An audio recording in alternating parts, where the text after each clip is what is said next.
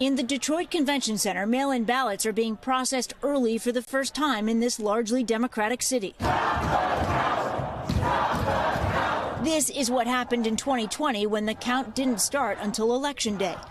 Anger over delays in the process, spawning conspiracy theories like this one, that overnight a truck delivered fake mail-in ballots picked up in this nearby warehouse. There was never evidence of any of that. Election officials say there was a late-night delivery, but of totally lawful ballots. Even so, a group that calls itself the Michigan Fair Elections Institute is calling on its members to investigate this warehouse and to watch it closely on election night.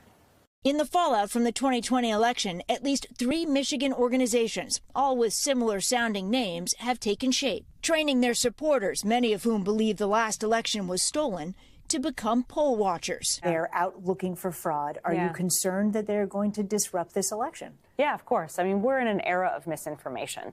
And through that misinformation comes a desire to take very small, isolated incidents and make them much larger than they are. So far, the Secretary of State says the voting and the early processing is going smoothly. Are you going to disrupt the election? No. When we do our poll challenger training, we very much talk to people about following the laws, being kind and courteous. Sandy Kiesel runs the Election Integrity Force in Michigan. She says her biggest concerns are mail-in ballots and voter registration. Do you think Donald Trump won this state in 2020? I think the data was messy enough that we don't know. Despite exhaustive audits, including in Michigan, confirming President Biden's victory, polls show a majority of Republicans still don't believe Biden won the last election. Since then, groups run by election deniers have organized hundreds of poll training sessions nationwide ahead of this election. Let me tell you why you're important.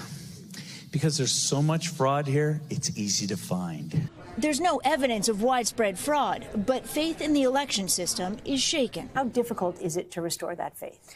Well, we need everyone helping us to amplify facts and not allow those with agendas who would cause them to spread misinformation to rule the day.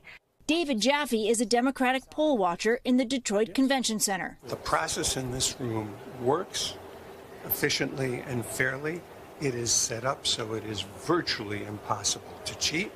The best way to restore faith, he says, is to let people join him and see for themselves. Stephanie Gosk, NBC News, Detroit. Thanks for watching. Stay updated about breaking news and top stories on the NBC News app or follow us on social media.